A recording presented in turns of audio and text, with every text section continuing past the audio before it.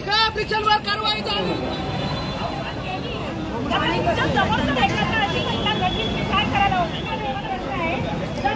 कारण त्यामुळे एखाद्याच्या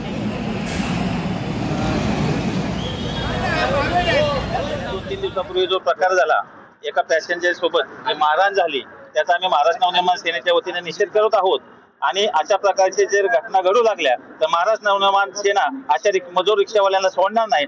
आम्ही आज पोलीस प्रशासनाला, आरटीओना यांना आव्हान करतोय, या ज्या स्क्रॅपच्या रिक्षा आहेत, मुदत बाहेर रिक्षा जे क्रिमिनल लोक चालवत आहेत त्यांच्यावर कारवाई झाली पाहिजे आणि या रिक्षा सर्व जमा करून बंद केल्या पाहिजेत। फक्त फाईन मारून यांच्यावर काही चालणार नाही। आणि आमचा तर असा आरोप आहे की या पोलिसांच्या, ट्रॅफिक पोलिसांच्या संगनमताने चाललेला हा व्यवसाय आहे। या अनधिकृत व्यवसायाला हेच खतपाणी घालण्याचं काम करतायत। आणि या ठिकाणी आमच्या महिलांची सुरक्षा असेल, आमचे जे प्रवास करणारे प्रवासी आहेत यांची सुरक्षा कुठेतरी धोक्यात आलेले आहे। महाराष्ट्राचे गृहमंत्र्यांनी सुद्धा याकडे लक्ष दिलं पाहिजे आणि यावर कारवाई झाली पाहिजे।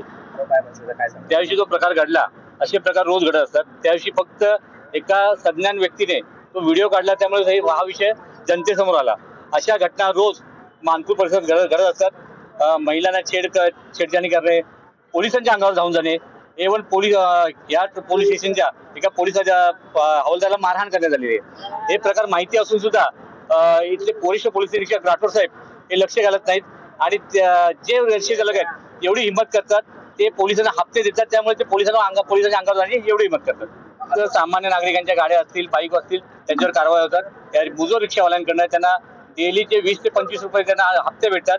त्या 400-500 गाड्या चालतात, त्यामुळे त्यांचे म्हणजे काय आर्थिक व्यवहार असल्यामुळे ते लोक कारवाई करत आहेत।